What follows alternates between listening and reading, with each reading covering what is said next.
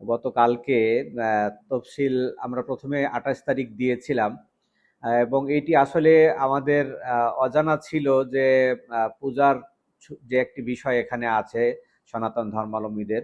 তো আমাদের ক্যাম্পাস 28 এবং 29 দুই দিনই আমাদের অফিস খোলা। সঙ্গত কারণে আমাদের পূজার ছুটি হচ্ছে 30 থেকে, তো আমরা ওই বিষয়টিকে কনসিডারে রেখেই আমরা কিন্তু 28 তারিখ দিয়েছিলাম। কিন্তু আসলে এখানে কমিশনেও মানে এখানে ওই সনাতন ধর্মাবলম্বীর কেউ না থাকায় পেছনে আরো কিছু বিষয় যে থাকে, অর্থাৎ ষষ্ঠী পূজা, ষষ্ঠমী যেটা বলছেন, ওইটা যে আরো আগেই এটা শুরু হয়ে যায়, এই বিষয়টি আসলে আমাদের কাছে ক্লিয়ার ধারণা ছিল না। তো সঙ্গত কারণে পরে যখন বিষয়টি আমাদের নোটে আসে তখন কমিশন বসেছেন এবং ওনারা দ্রুতই এই সিদ্ধান্ত চেঞ্জ করে 25 তারিখে নিয়ে আসছে। হ্যাঁ জি, নির্ভুল ভোটার তালিকার কাজটি আসছে, দুই একটি জায়গায় ছোটখাটো কমপ্লেন আছে। আমাদের কমিশনের সিদ্ধান্ত আছে, আমরা যখন চূড়ান্ত ভোটার তালিকা প্রকাশ করেছি সেখানে আমরা এটা বলে দিয়েছি যে যদি কোনো ভোটার তালিকার ব্যাপারে কোনো মানে অবজারভেশন কারো থাকে সেটা আমরা অ্যাড্রেস করব এবং সেটা আমাদের মানে কারেকশন করার এখতিয়ার থাকবে।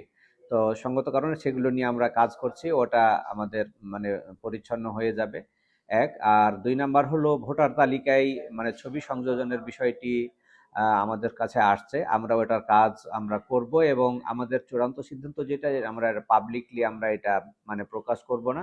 এটা শুধুমাত্র নির্বাচনের দিন ওই যারা কর্মকর্তা থাকবেন তাদের কাছে এই ছবিযুক্ত ভোটার তালিকা থাকবে এবং ভোট প্রদান করতে যাওয়ার সময় ভোটাররা তার নিজের আইডির সাথে ওই ভোটার যে লিস্ট থাকবে সে তার ছবি মিলিয়ে তারপরে সে তার ইয়া পাবে আর কি, ব্যালট পেপার পাবে।